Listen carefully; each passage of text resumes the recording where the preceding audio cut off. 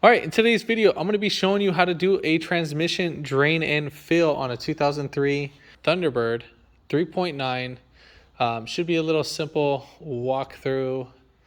Done one of these transmissions on a Ford, so it should be similar on that. If you haven't already, give it a thumbs up, comment down below if you have any questions, and hit that subscribe button for more upcoming videos in the future. And we're going to go ahead and start this video right after the intro.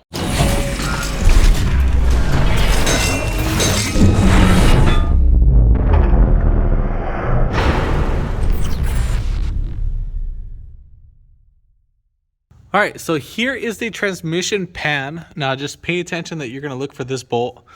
Now this is in the center of the vehicle where near the catalytic converters are. So I just wanna make sure we're aware of that.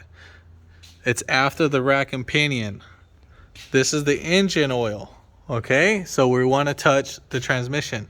So what I'm gonna go ahead and do is we're gonna go ahead and take off this bolt and we're gonna go ahead and drain it. All right, so we're not gonna worry about the little star bit yet. We're gonna worry about the main drain plug, and that's gonna be a 22 millimeter. Now, before you do drain it out, this is a sealed system. We don't have any oil leaks, so what I wanna go ahead and do is I wanna measure how much fluid that's coming out. Now, if your transmission had a leak, then I would say don't do the method that I'm gonna do for the measuring. There's another way to do that. So there's two steps we can actually do this. Again, if there's nothing that's leaked out, then we can go ahead and measure what we already did that we took off, and then we can measure the same amount and throw it back inside the transmission. Now, if you don't know, then we can do a typical, start off fill, and then we'll go ahead and see how much we need to add. This is our fluid drain, the little center one, and then our fluid check is going to be up on top. So just as a heads up. So again, that's going to be all right, so again, that's a 22 millimeter. So lefty loosey, shouldn't be on there that tight.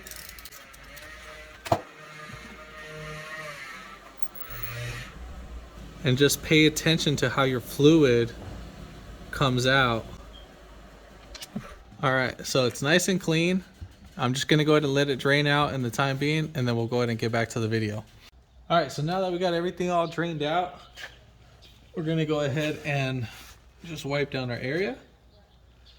So when you are putting in your drain plug, again, make sure you replace the gasket. I got an assortment set from AutoZone, and then they had this little gasket with an O-ring on it. I think we should be good with just that. We'll find out in a little bit if not.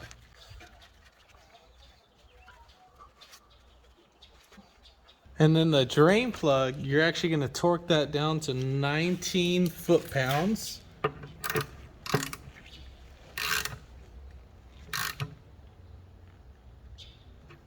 All right, so we got that on there. All right, so here's our container. So we get it a little centered. And this is pretty much what we have. Let me get it on the floor so we're all leveled out. So we're just shy of 3 quarts. So that's what I'm going to go ahead and use.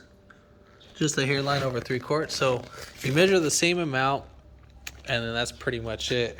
Now to fill it up, we are going to be filling it up from right here. That's the fill plug. You're going to use a Allen. All right, so you're going to use a 8 millimeter Allen, and then just so you see, it's just like a little hex. So we'll put that in there. And make sure it's all the way in there. Now yours doesn't have to be as long as mine, but I feel like it's just easier to use that one.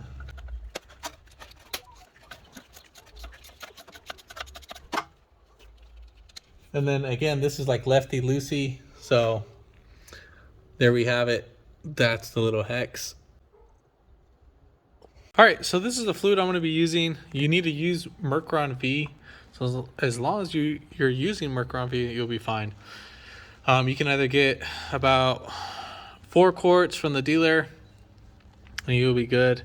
Obviously, we're just only going to need 3, so we should be fine with that. This comes in 4 quarts and we'll be fine with that.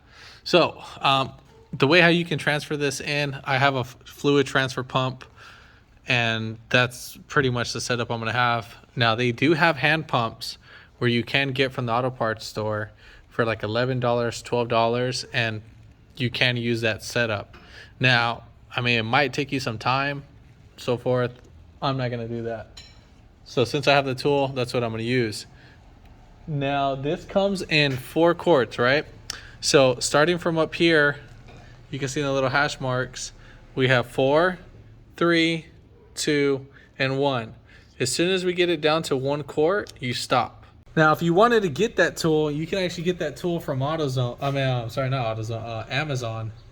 And I mean, that tool works out really great because you don't really have to do that much work.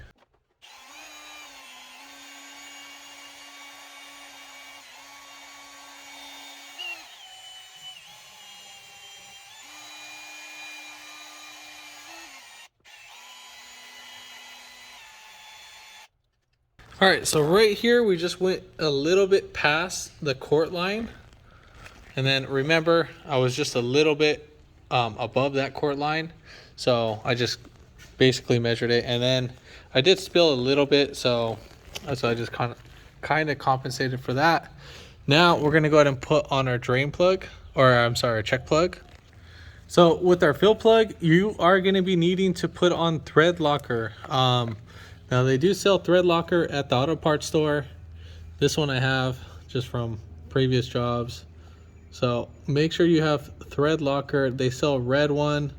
This one is obviously a different color, or you can use even PTFE.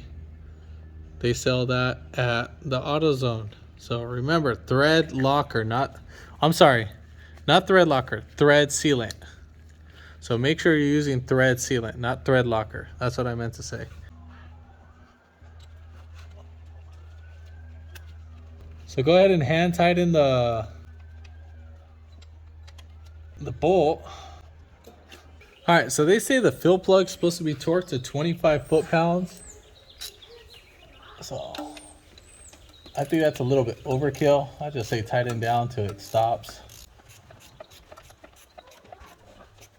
Yeah, don't do 25 foot-pounds. I'd say just tighten it down till it kind of like stops with ease.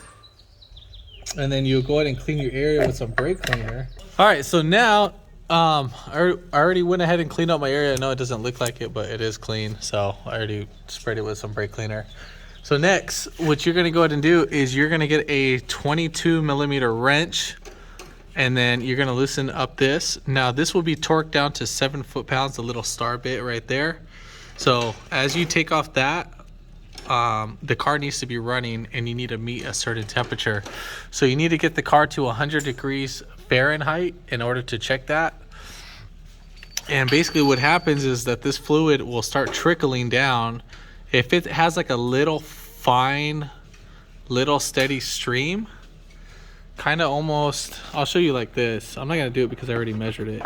But if the stream is almost like that, if it looks like that streaming right out, then that's how you know you're dead on. So if it has a little stream like that, that's how it should drain out when you reach 100 degrees Fahrenheit. Now, not 100 degrees Fahrenheit in the engine, you need to reach it in the transmission. So there's 2 different temperatures. You have one for the engine and one for the transmission. The one that I care about is one for the transmission. So I'll go ahead and get you the bolt size for that. This is a T30 star bit. So again, T30 star bit. So now let's say if no fluid is coming out. So what you're gonna have to do is you're gonna go ahead and take off that little plug and add more transmission fluid until it starts trickling down from here. Now you want a steady stream like the way how I showed you earlier. So once you have that little steady stream, you're all set from there until it starts like kind of like a little small drip, like a faucet. So I'll give you an example for right here. So get it going. So if it starts coming out like that, just like that, then you know you're set. It's gonna be a little bit finer,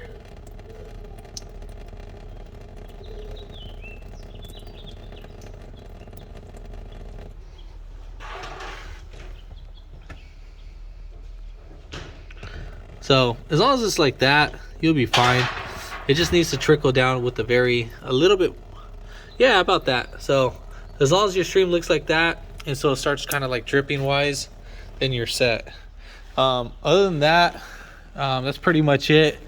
Once you start up the vehicle, once you reach up your 100 degrees Fahrenheit, make sure you go through all the gears. I will show that spot. All right, so what we're gonna go ahead and do is we're gonna go ahead and start the vehicle, and then you're gonna let it idle for a little while. I'll say about anywhere from 30 seconds to a minute after we get that going. Now once you do that, we are going to go ahead and press and hold the brake, and we are going to make sure that the car does not move while holding the brake. So we are going to go through each gear. So we're going to go through reverse, and then you're going to hold it in that gear for about 5 to 10 seconds in reverse, and then you're going to go back to neutral and then into drive, and then you would hold it about 5 to 10 seconds again, and then you would bring it back up to the reverse or back up to park. So each time when you go back into the gear, as you get in reverse, just make sure you're holding it in actual stationary so it's not moving. All right, and then from there you would hook up your scanner, and then you would check to see what's going on the temperature, and then you would drain out that little plug. In my sense, we're already okay. I'm not gonna worry about that, but yeah, that's pretty much it. If this video helped you out, give it a thumbs up, comment down below if you have any questions, and hit that subscribe button for more upcoming videos in the future, and thanks for watching.